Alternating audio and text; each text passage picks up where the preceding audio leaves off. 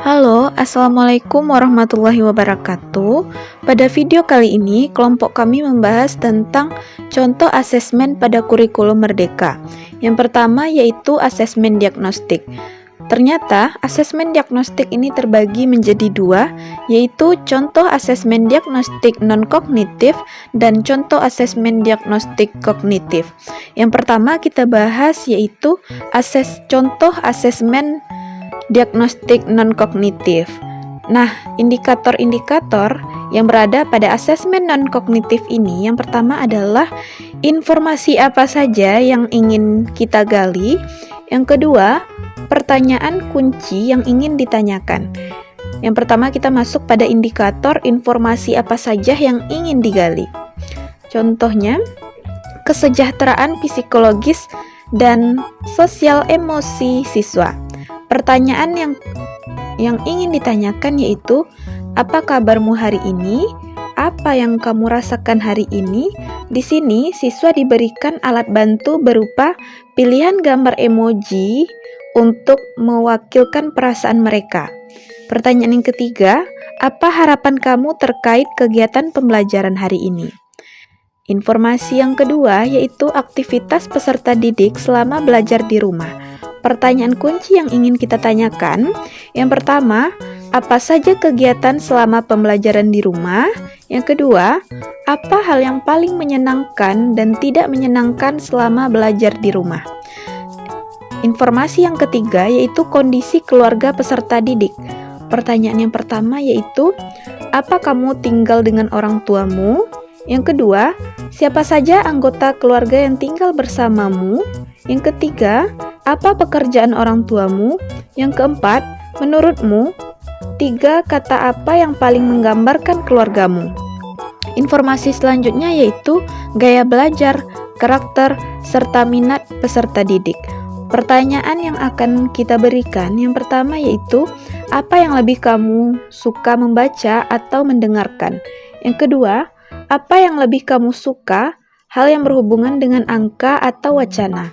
Yang ketiga, apa musik favoritmu? Serta jelaskan. Yang keempat, sebutkan 3 hal yang kamu butuhkan saat belajar hal-hal baru. Indikator selanjutnya yaitu langkah-langkah apa saja yang akan dilakukan serta alat bantu apa saja yang dibutuhkan. Indikator langkah-langkah yang pertama yaitu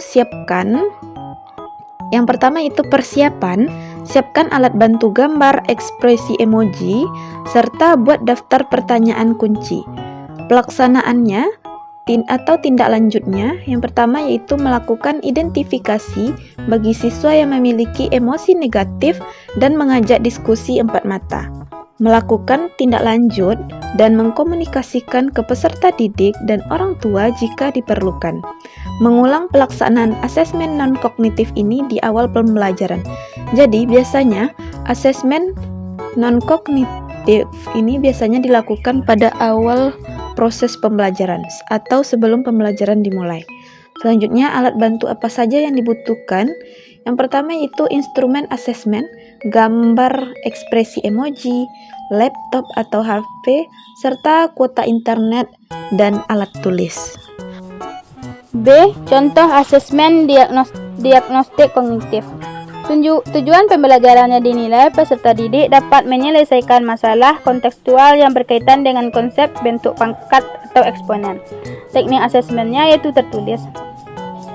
Kisi-kisinya, yang pertama yaitu capaian pembelajaran. Tujuan pembelajarannya menyatakan perkalian bilangan bulat berulang sebagai bilangan berpangkat eksponen.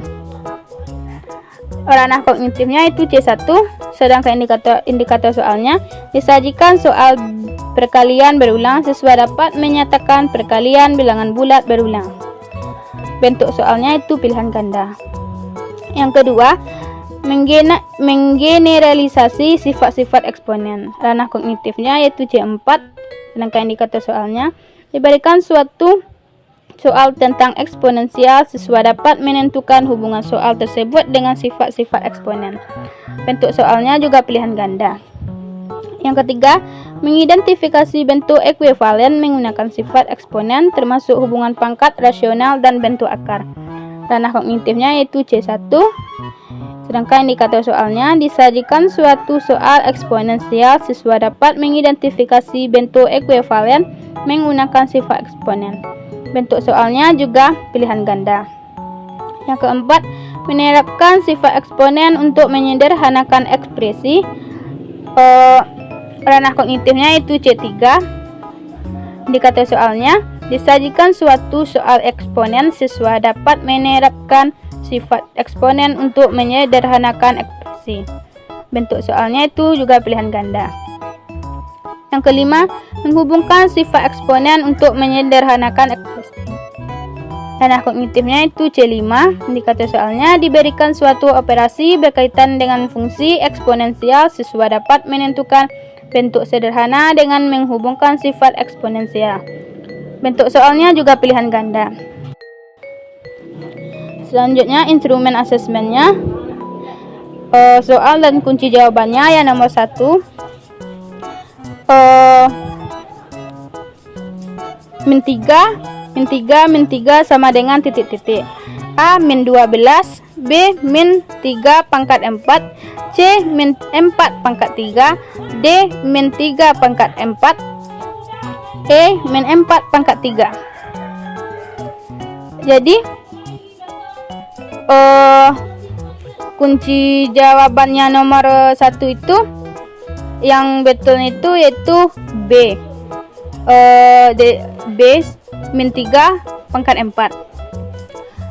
Sedangkan jawabannya nomor 2 yaitu pilihan gandanya yang pertama itu yang A itu min 32, B min 25, C min 10, D 25, E 32.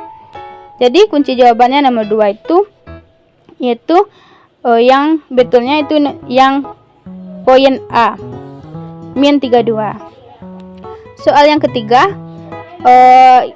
yang A-nya 5 pangkat 2 per 4 pangkat 2, yang B-nya 5 pangkat 2 per 2 pangkat 4, yang C 5 pangkat 2 per 2 pangkat 2, yang D 5 pangkat 4 per 2 pangkat 4, yang E 5 pangkat 4 dan per 2 pangkat 2. Jadi jawabannya nomor 3 itu C, 5 pangkat 2 per 2 pangkat 2. Yang nomor 4, A-nya 9, B-nya 12, C-nya 64, D-nya 81, E-nya 144. Jadi jawabannya yang nomor 4 itu adalah D, yaitu 81. Soal yang kelima, yang A 1, yang B-nya 2, yang C-nya 6, yang D-nya 15 dan E-nya 30. Jadi jawabannya nomor 5 itu yaitu C, 6. Selanjutnya pedoman penskorannya. Yang pertama yaitu skor 2. Kriteria penskorannya menyatakan soal perkalian bilangan bulat berulang sebagai bilangan berpangkat eksponen.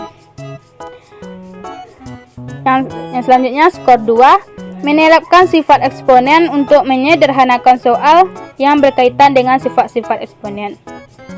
Selanjutnya yang skor 2, menghubungkan sifat-sifat eksponen untuk menyederhanakan ekspresi.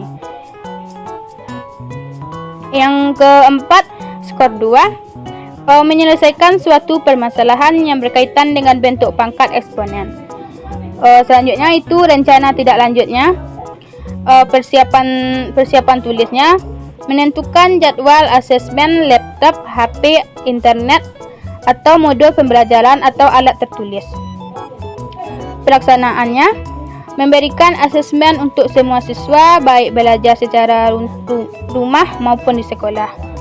Tidak lanjutnya, A itu melakukan diagnosis penilaian asesmen, yang B-nya berdasarkan hasil diagnosis penilaian membagi peserta didik menjadi 2 sampai 3 kelompok belajar dengan ATP sesuai fasenya. Yang C, lakukan penilaian pembelajaran topik pembelajaran baru. Yang D, ulangi proses yang sama di setiap awal pembelajaran selama masa pandemi untuk melakukan adaptasi materi pembelajaran sesuai dengan tingkat kemampuan siswa. Kelebihan asesmen formatif. Yang pertama, membantu siswa memahami kelemahan belajar. Kedua, memberikan umpan balik secara cepat. Tiga, meningkatkan kualitas pembelajaran. 4. Membantu guru memperbaiki metode belajar. Kelima, meningkatkan motivasi belajar siswa. Kekurangan asesmen formatif. Yang pertama, membutuhkan waktu yang cukup banyak. Kedua, guru harus melakukan penilaian secara terus-menerus. Ketiga, proses penilaian lebih kompleks. 4. Membutuhkan persiapan guru dalam membuat instrumen. 5. Sulit dilakukan jika jumlah siswa terlalu banyak. Adapun rancangan asesmen formatif. Waktu asesmen formatif setelah guru memaparkan tujuan pembelajaran, durasinya adalah 5 menit. Adapun mengidentifikasi materi yang akan diajukan, yang biasanya adapun pertanyaan. Yang pertama, bentuk sederhana dari min 2/3 4 min 2 adalah min 2/3 tambah 4 min 2 adalah sama dengan 1/2. Kedua, bentuk dari pangkat positif adalah A/N. Hitunglah hasil operasi dari bilangan pangkat berikut. 3P/3 untuk P sama dengan 4 dan Q sama dengan 6. Jadi 3P per N. 4. Tentukan nilai X yang memenuhi persamaan berikut. AX sama dengan 27, B 5X sama dengan 0,125, C titik. A 2X sama dengan 27, B. Jadi jawabannya adalah A sama dengan 2X sama dengan 27, B 4X sama dengan 0,125, C N sama dengan 1. A. Menerka sifat-sifat bilangan berpangkat bulat positif untuk menyederhanakan N ekspresi pangkat. Soalnya yang pertama itu menyederhanakan operasi bilangan berpangkat berikut. 2/5 dikali 3/5 dikali 4/2 per 12/2. Jadi jawabannya adalah 2/5 dikali 3/5 dan kali 4/2 per 12. 12/2 sama dengan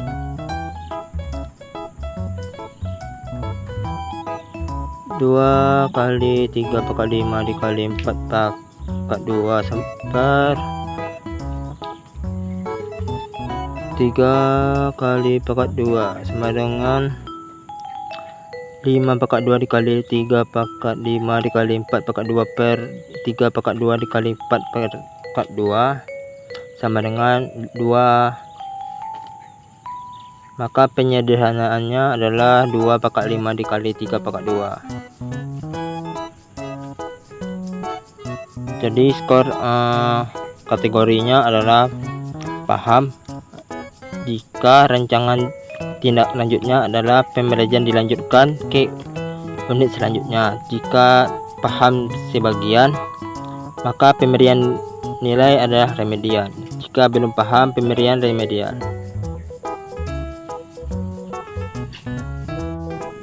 Kelebihan asesmen formatif. Yang pertama, membantu siswa memahami kelemahan belajar. Kedua, memberikan umpan balik secara cepat. 3. Meningkatkan kualitas pembelajaran. 4. Membantu guru memperbaiki metode belajar.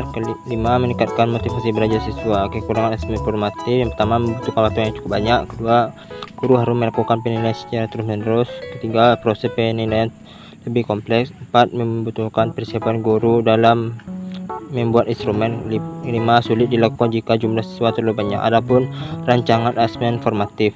Waktu asesmen formatif setelah guru memaparkan tujuan pembelajaran, durasinya adalah 5 menit.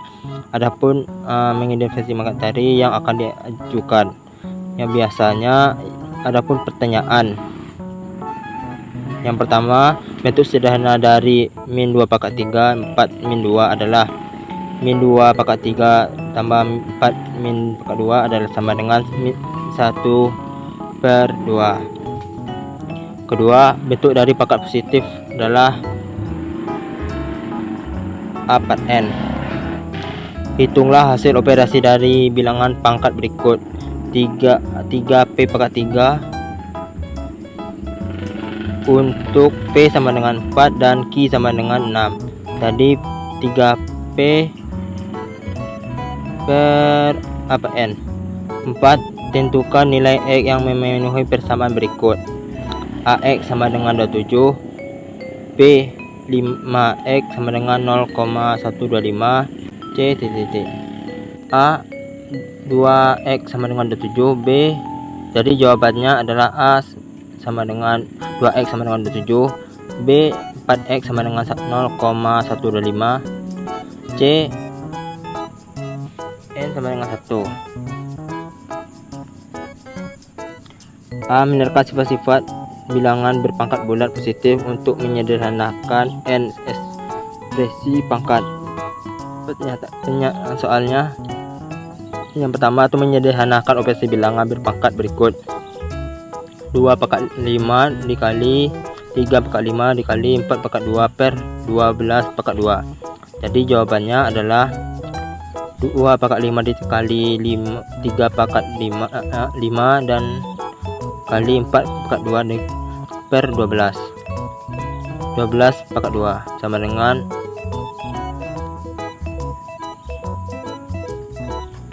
2 kali 3 pangkat 5 dikali 4 pangkat 2 per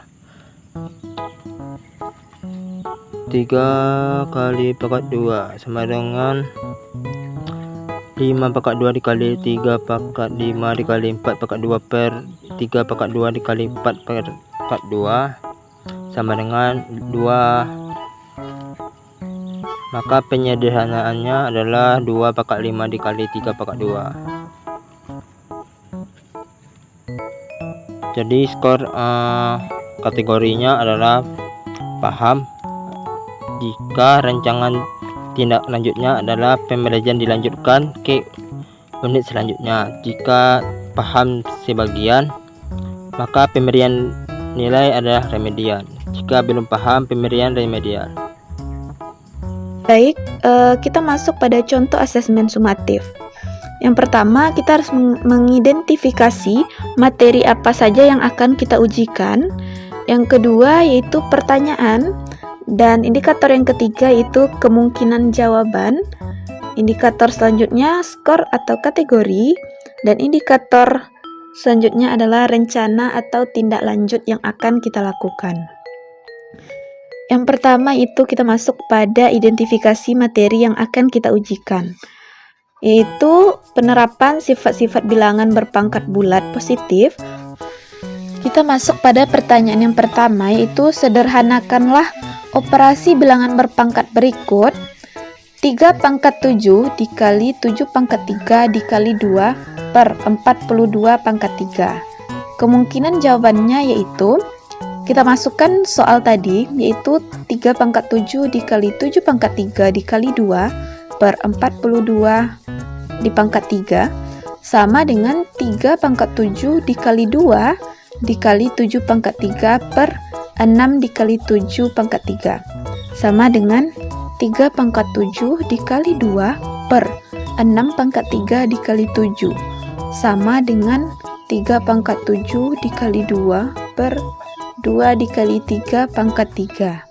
Maka kita sederhanakan sama dengan 3 pangkat 7 dikali 2 per 2 pangkat 3 dikali 3 pangkat 3 sama dengan 3 pangkat 4 per 2 pangkat 2. Nah, untuk penskorannya atau kategori itu ada beberapa. Yang pertama yaitu paham.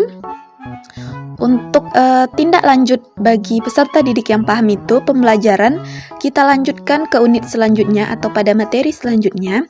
Sedangkan untuk kategori paham sebagian bagi peserta didik yang setengah atau sebagiannya paham, itu kita beri pemberian remedial. Dan untuk peserta didik yang belum paham, itu kita pemberian remedial sama dengan sebagian peserta didik yang belum paham. Pertanyaan yang kedua yaitu sederhanakanlah operasi bilangan berpangkat berikut. 2 pangkat 5 dikali 3 pangkat 5 dikali 4 pangkat 2 per 12 pangkat 2. Kemungkinan jawabannya adalah 2 pangkat 5 dikali 3 pangkat 5 dikali 4 kuadrat per 12 kuadrat sama dengan 2 dikali 3 pangkat 5 dikali 4 kuadrat per 3 dikali 4 dikuadratkan sama dengan 2 pangkat 5 dikali 3 pangkat 5 dikali 4 kuadrat per 3 kuadrat dikali 4 kuadrat sama dengan 2 pangkat 5 dikali 3 kuadrat. Nah, selanjutnya sama juga dengan yang tadi. Untuk kategori paham itu kita beri tindak lanjutan, yaitu pembelajaran dilanjutkan ke unit selanjutnya atau materi selanjutnya.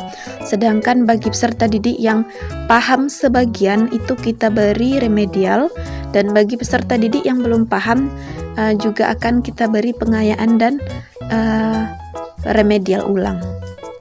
Pertanyaan selanjutnya, dengan menggunakan sifat bilangan berpangkat, sederhanakanlah bentuk berikut. Y pangkat 5 dikali X dikali Z pangkat 3 dikali 1 per X kuadrat dikali Y adalah, untuk kunci jawabannya yaitu Y pangkat 5 dikali X dikali Z dipangkatkan 3 dikali 1 per X kuadrat dikali Y sama dengan Y pangkat 5 dikali X pangkat 3 dikali dengan Z pangkat 3 per X kuadrat dikali Y. Maka kita dapatkan hasilnya Y pangkat 4 dikali X dikali Z pangkat 3. Nah, untuk penilaiannya atau penskorannya itu sama juga dengan yang tadi. Bagi peserta didik yang telah paham, itu pembelajaran akan dilanjutkan pada materi selanjutnya. Sedangkan bagi peserta didik yang sebagiannya paham dan yang belum paham, itu akan kita berikan pengayaan yang berbentuk remedial.